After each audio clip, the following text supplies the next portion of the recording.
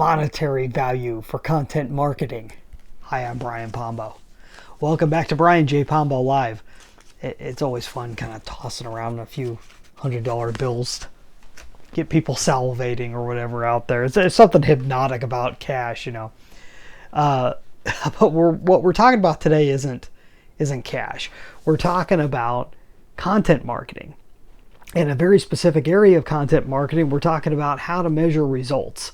And ideally, the best way to measure results when it comes to content marketing, well, first let's redefine content marketing if you're just joining us. Content marketing is when you are promoting your product, your service, your cause, whatever it is that you're trying to promote, whatever you're trying to get out there, you're promoting it in the form of content, meaning you're providing some type of value or entertainment along with the fact that you're trying to get somebody to do something. Maybe you're trying to get them to donate to your nonprofit, or you're trying to get them to purchase your book. You know, it doesn't matter. It's all content marketing. So I've got a book, 9 Ways to Amazon Proof Your Business. This is just a quick commercial for it. 9 Ways to Amazon Proof Your Business. It's all about how to make your business competition proof. Completely competition proof, even if your competition is as big as Amazon.com. You can get a free copy. So here I am selling it, and I'm giving it away. Free copy at AmazonProofBook.com. That's content marketing. What you're watching right here is content marketing. So now that we have an understanding about what that is, for the last handful of videos, we've been talking about how to apply marketing analytics to content marketing. How do you apply them in the same way? When you're dealing with a list of buyers, the best way to be able to kind of organize them, it's been kind of a traditional thing that people have looked at over the years, is a formula called recency, frequency, and monetary value. It's, you know, RFM.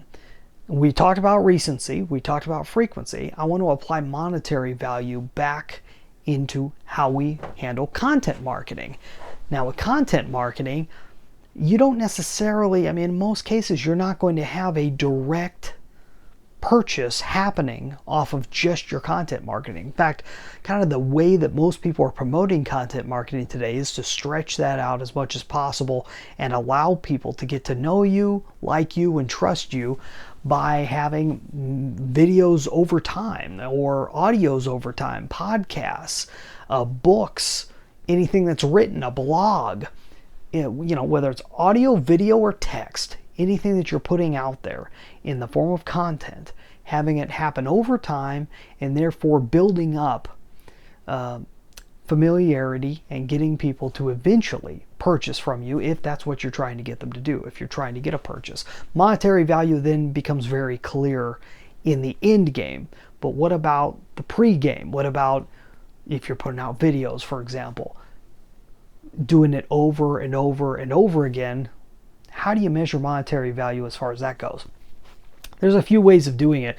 Number one, you can promote things that don't cost anything, and that can take the place of monetary value. You're getting people to do a step that is taking them a little deeper into your funnel, a little deeper into your world, finding out a little bit more about you. You can give away free books like the one I just talked about. You can give away any type of free course.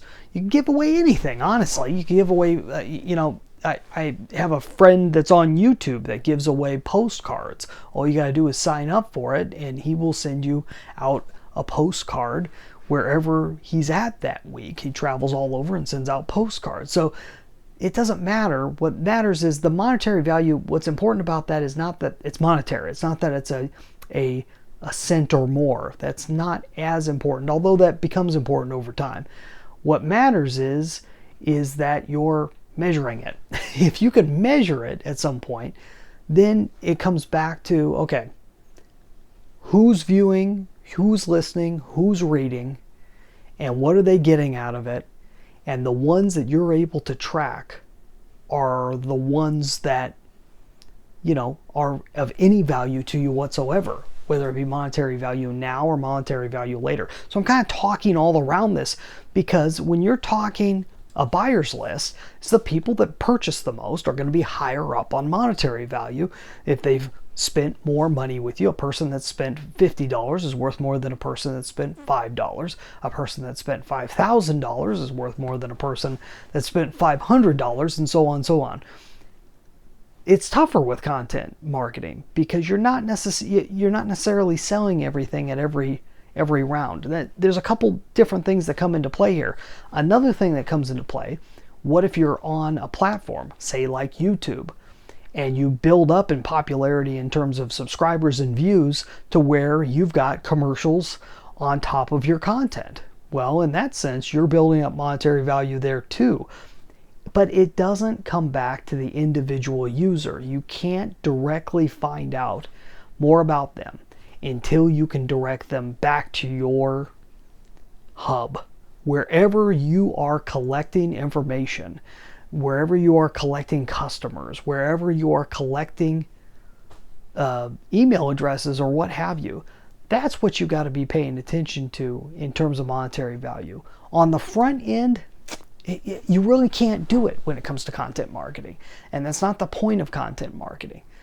But I wanted to be able to talk about RFM in general so that it brings us back to the final point. In the end, all that matters is you getting information about the person so you can continue a conversation beyond whatever platform you're using, whether that be, Apple Podcasts for podcasting or YouTube for videos or whatever. It doesn't matter what platform.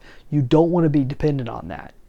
You want to go beyond and have a relationship, as much of a direct relationship as you can have. I mean, there will always be a third party.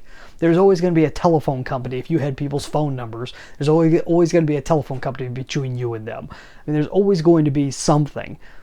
But the closer you can get to that one-on-one relationship and have control and direct communication with them that way, the better for your business. You're going to have more security, and eventually you build that into a customer base and you get to learn more about them, and then you can organize them in the proper way of RFM and really get deeper and deeper into this concept of marketing. So I hope that makes sense to you.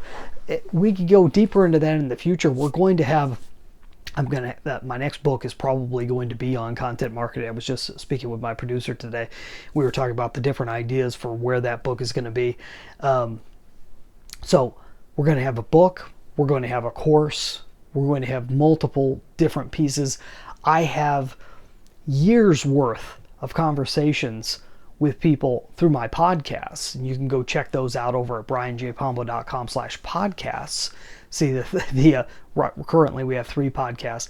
On each of those podcasts, I've had pieces of conversations regarding content marketing. I'm going to take those pieces and toss them and cut them up, put them together in an easily digestible way if you want to find out more about content marketing.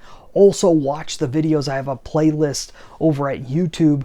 You can watch all these videos, even if you're listening to it via podcast. Go and watch the videos that all have to do with content marketing. You get a deeper idea. And I'd love to hear your questions when it comes to content marketing. I've been working in this field for many years.